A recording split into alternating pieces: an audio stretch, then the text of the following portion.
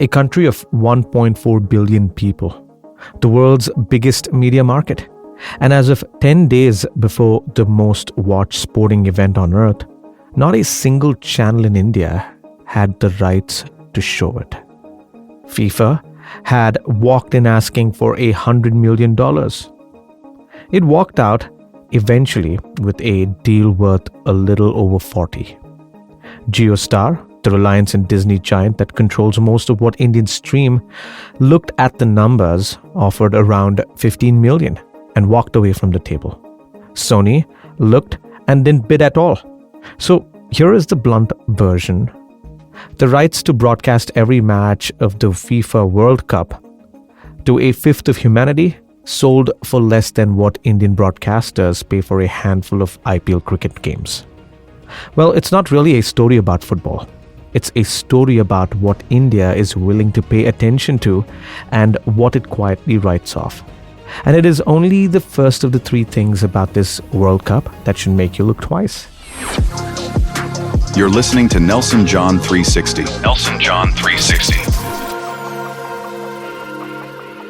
Hello and welcome back to the Nelson John 360 podcast. I'm Nelson John. The 2026 FIFA World Cup kicks off on the 11th of June, with hosts Mexico playing South Africa at the Estadio Azteca in Mexico City. It is the biggest tournament in the competition's history. We're talking about 48 teams for the first time, 104 matches, 16 cities and 3 countries hosting together: the United States, Canada, and Mexico. The finals land on the 19th of July at MetLife Stadium just outside New York. And it arrives buried under more controversy off the field than almost any World Cup in memory. Today, I want to walk you through 3 of them, because together they tell you something that the highlight reels won't. There's the broadcast deal in India that nearly didn't happen. Then there are the ticket prices that turn the people's game into a luxury auction.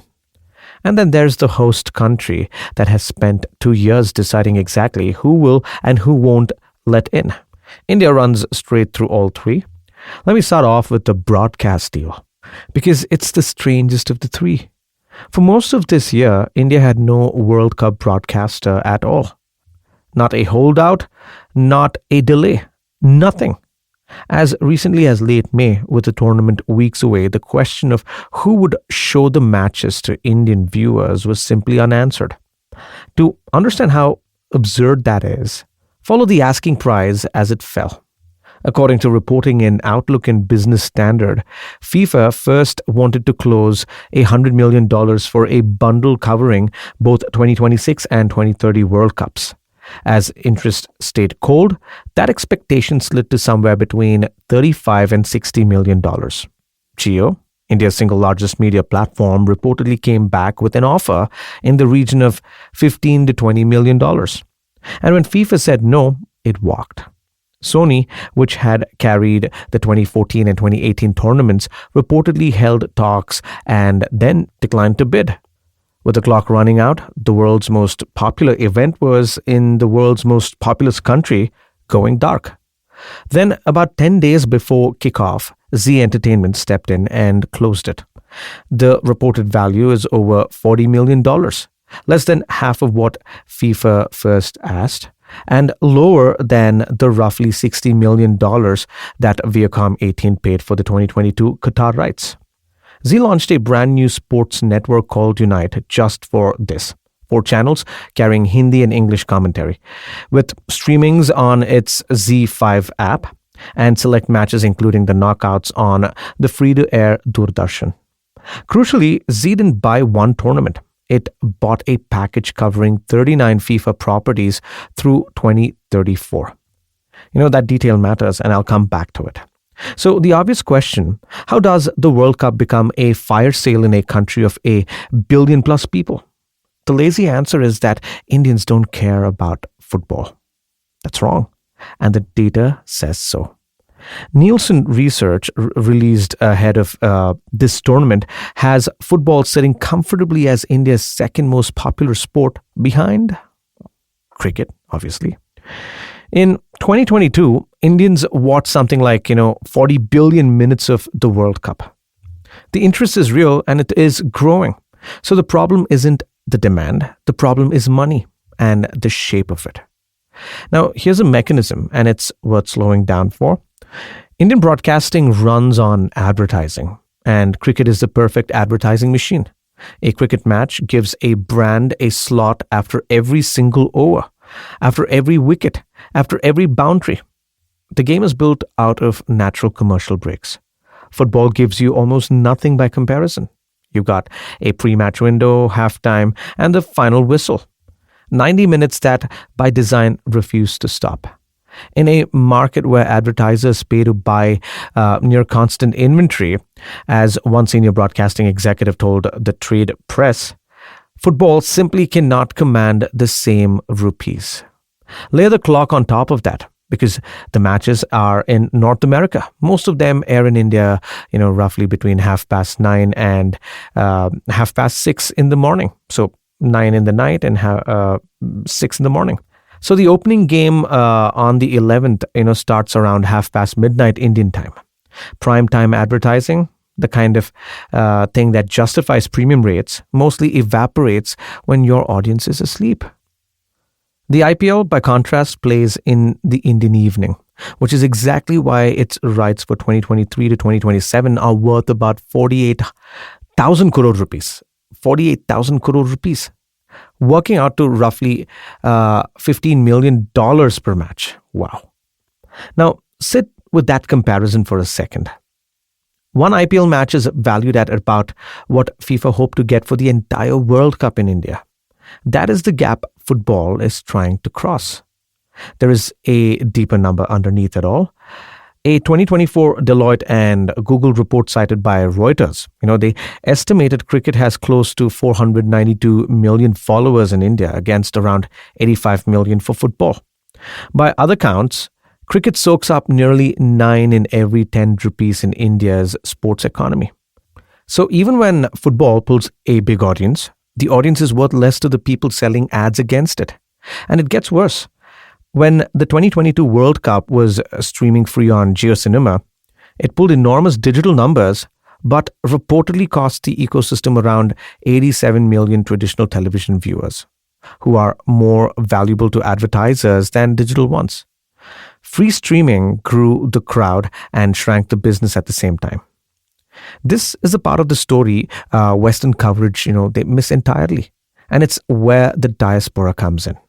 If you're an Indian in New York, Toronto, or California, this is the one World Cup that finally runs in your time zone, in your backyard, in prime time. You get the gift your cousins in Bangalore and Kochi don't. And tournament you can actually watch when you're awake. Meanwhile, the family back home is choosing between a 3 a.m. alarm and a subscription, and the broadcaster that serves them only exists because one company gambled at the 11th hour. That same event, two completely different experiences, split by a passport and a time zone. That's the double life this audience already knows well. Now, here's what makes the India markdown more than just an India story. The very same force that crushed the prize in Mumbai sent it through the roof in New Jersey. FIFA is repricing the World Cup everywhere on the planet right now. It just runs in opposite directions depending on where you happen to be standing. For the first time at a World Cup, FIFA used what's called dynamic pricing.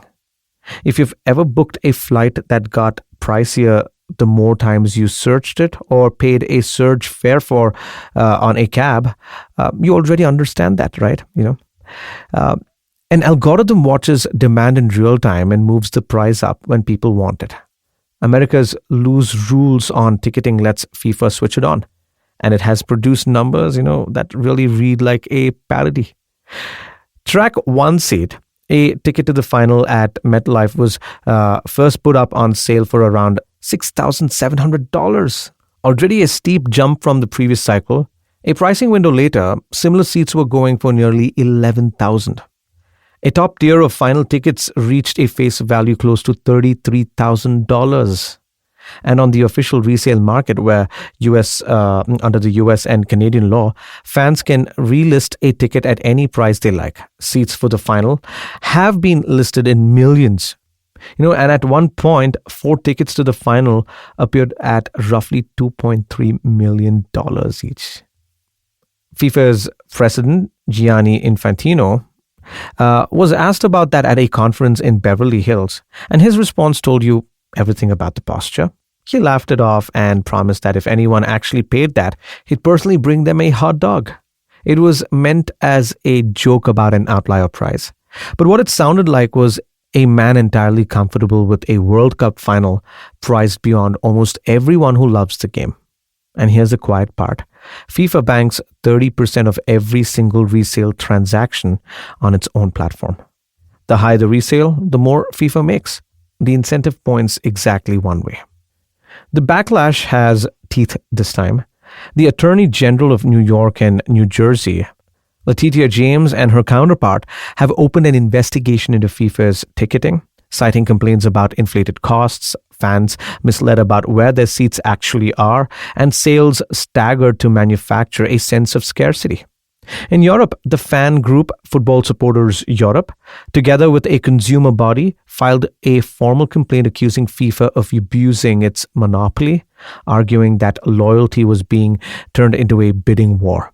Even the cheap tickets, they became a grievance. FIFA released $60 seats for every match, but fans say most, were gone before general sales even opened, which supporters groups called bait. It's gone political too. Zoran Mamdani, New York's mayor, stood on a Bronx soccer field in the rain and demanded FIFA scrap dynamic pricing, cap resale, and reserve 15% of tickets for local residents at a discount. He pointed out, not gently, that FIFA had opened an office in Trump Tower. Even President Trump said he wouldn't pay $1,000 for nosebleed seats at the US opener.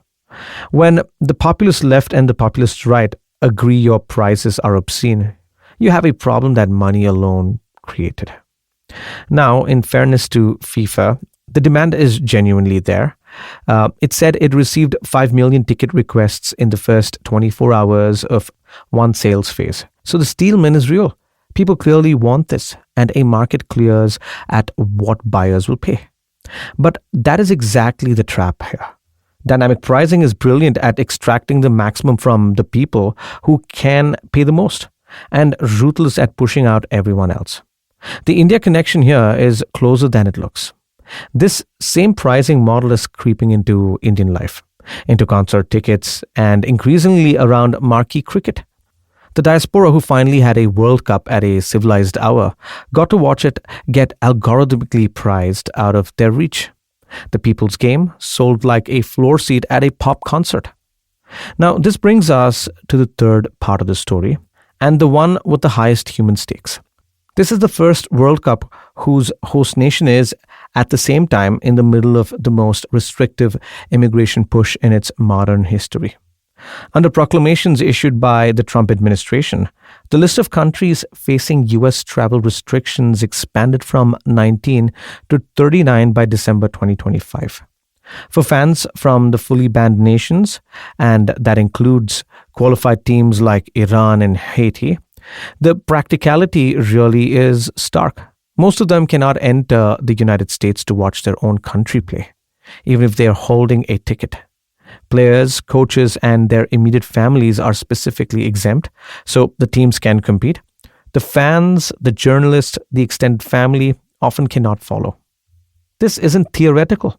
According to NPR and Front Office Sports, a referee from Somalia, Omar Artan, who was set to become the first Somali official ever at a World Cup, was denied entry at Miami and sent back. Dozens of fans from Morocco, a country not even under a full ban, were refused visas despite holding tickets. An Iraqi team staffer was turned away. FIFA built, a system called the FIFA Pass to give ticket holders priority visa interviews. But as immigration analysts have pointed out, priority is not approval. A banned country fan with a FIFA Pass is still a banned country fan at the consulate window. Then there is a domestic edge as well. Human Rights Watch, Amnesty International, the ACLU and NAACP all signed a letter raising the alarm about immigration enforcement raids in the very cities hosting matches. And the White House has not ruled out enforcement actions around the games. Set against all of this is an image from last December that's hard to shake. At the draw ceremony in Washington, FIFA handed President Trump a newly created peace prize. A peace prize, yes, while fans from a dozen plus nations were being told they weren't welcome. So here's where I land, and I want to be clear that this is my read, not settled fact. The headline you'll hear everywhere this month is that this is the biggest World Cup ever. Proof that football has finally conquered the whole planet, even America. And the generous version of FIFA's case, deserves a fair hearing. More teams genuinely does mean more nations get a shot at the dream. The demand is real and record-breaking. They did release some $60 seats. They're streaming the opening minutes of the matches free on YouTube to hook new fans. Growth is not nothing, and I'm not going to pretend it is. But put the three stories side by side and a different picture develops. In India, FIFA couldn't give the rights away. In America, it priced the final like a luxury yacht. At the border, it stood smiling beside a host that's turning ticket holders back. To me, these are not just three separate scandals. They are one machine doing the single thing that it is built to do, which is to maximize the take. Where the money is thin, it discounts to almost zero. Where the money is thick, it squeezes until an attorney general picks up the phone. Three things would genuinely change my read over the next month. First, watch whether the New York and New Jersey investigations actually force FIFA off dynamic pricing, or whether 30% of every resale is simply too good to surrender. Second, watch Z's bet in India. They didn't buy one tournament, they bought 39 through 2034, and they're putting some matches on free Doordarshan. If free access plus cheap streaming finally turns India's tens of millions of football fans into a paying habit, the whole midnight kickoff problem starts to crack. And the fire sale we opened with looks, in hindsight, like the bottom of the market.